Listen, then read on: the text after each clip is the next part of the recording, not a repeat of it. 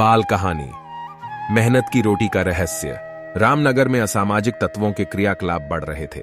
चोरी, डकैती व अपहरण की घटनाएं लगातार हो रही थीं। लोग परेशान थे।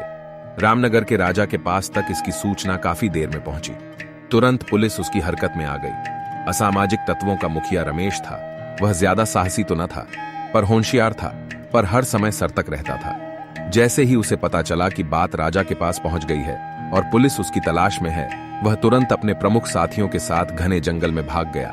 साथ में सोना, चांदी व नकद धन भी ले गया। जंगल में शहर जैसा आराम न था।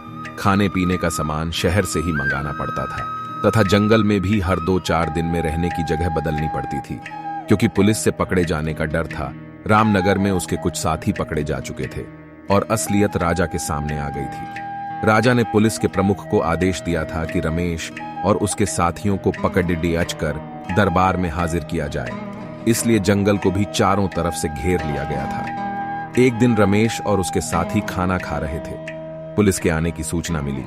वे सब खाना व अपना पूरा सामान वहीं छोड़कर जान बचाने के लिए भागे।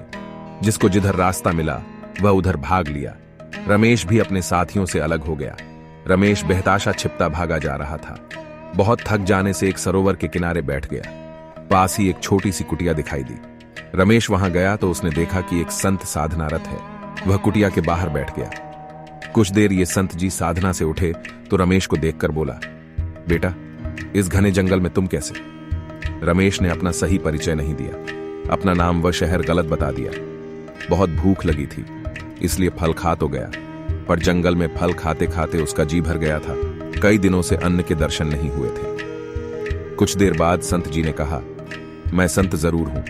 मैं अभी जंगल से सूखे फल और कुछ जड्डी बूटियां इकट्ठी करूंगा। उन्हें पास के कस्बे राजगढ़ में बेचने जाऊंगा और लौटते समय आटा और नमक खरीद लाऊंगा। तुम चाहो तो तुम भी मेरे साथ चलकर यह काम कर सकते हो।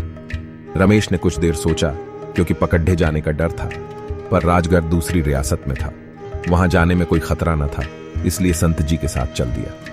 दिन भर काम करने के पश्चात शाम को संत जी के साथ वापस आया और नमक डालकर रोटियां बनाई। जब रोटी खाने लगा तो रोटी मीठी लग रही थी। उससे रहा नहीं गया। उसने कहा, आज रोटी का स्वाद जितना अच्छा लग रहा है उतना अच्छा कभी नहीं लगा। समझ नहीं आया क्या बात है? संत जी ने तुरंत कहा, यह मेहनत की रोटी हमेशा मीठी होती है। मुझे लगता है तुमने पहली बार मेहनत की रोटी खाई। रमेश बहुत शर्मिंदा हुआ।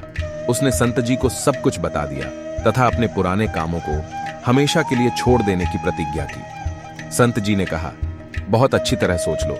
मेहनत से मीठी रोटी खाने के लिए दृढ़ निश्चय जरूरी है, और लोभ लालच हमेशा आदमी को सच्चे रास्ते से डिगाने का प्रयास करते हैं। रमेश ने कहा, मैं अब कभी पिछले रास्ते पर नहीं लौटूंगा, भले ही मुझे भूखा क्यों न रहना पड़े। रमेश संत जी को प्रणाम कर राजगढ़ की ओर चल दिया। संत जी के संपर्क से उसके जीवन को नई दिशा मिली। अब वह मेहनत मजदूरी कर पेट भरने लगा।